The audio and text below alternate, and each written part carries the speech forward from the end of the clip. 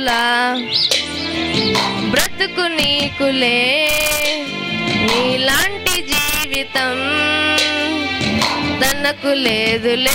Thank you. మంచిదండి, చక్కని పాట పాడి వినిపించిన పాపకు దేవుని దీవెనలు. మరి నేను చదివిన పేర్లు కలిగిన పిల్లలు సిద్ధంగా ఉండాలి. దైవ సందేశ్, దేవాంశ సుందర్, స్వర్ణలత, అమృత్. మరి the college of Bible technology ద్వారా సండే స్కూల్ పిల్లలు దైవ జ్ఞానంలో మరి ప్రతినిత్యం వాక్యం నేర్చుకుంటూ దేవుని జ్ఞానంలో ఎదుగుతున్నారు.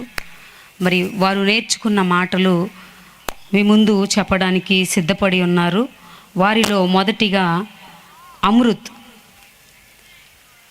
మన మధ్యలోనికి వచ్చి భక్తికి బాల్యమే పునాద అని ఒక మంచి అంశాన్ని వివరించడానికి కుమారుడు సిద్ధంగా ఉన్నాడు. భక్తికి బాల్యమే పునాద అని ఏం చెప్పబోతున్నాడో తన మాటల ద్వారా మనం విందాం.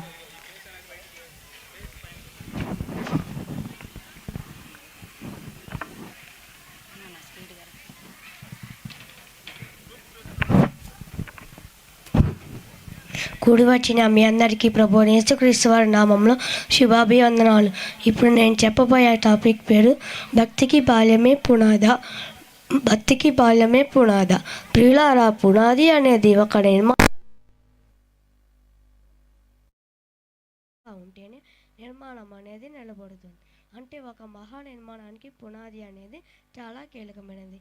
అలాగే దైవభక్తిలో మంచి మారాలంటే, రాబోయే కాలంలో నిలబడాలంటే దానికి పునాది బాల్యమే అని వ్రాయబడిన మాటలు బట్టి చెప్పక, మానవ జీవితంలో 3 దశనాలు కలువు. మొదటి బాల్యం. ఈ బాల్య దశను పెద్దలు మొక్కతో పోల్చారు. అందుకే ఈ దశ గురించి మాట్లాడుతూ మొక్క వంగనది మానే వంగన అని అన్నాడు. ఈ దశ గురించి దేవుడు తన గ్రంథంలో రాయించిన మాటల్ని ఆలోచిద్దాం. సామెతల గ్రంథం 22వ అధ్యాయం 6వ వచనం.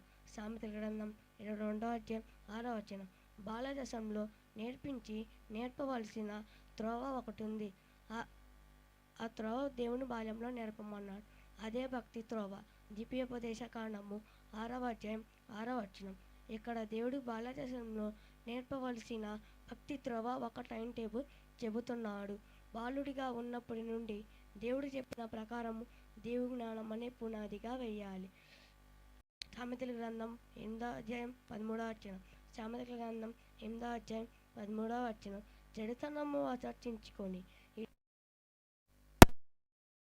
బ్రతకడమే భక్తికి నిదర్శనం. ఈ విధమైన భక్తికి పునాది బాల్యమే.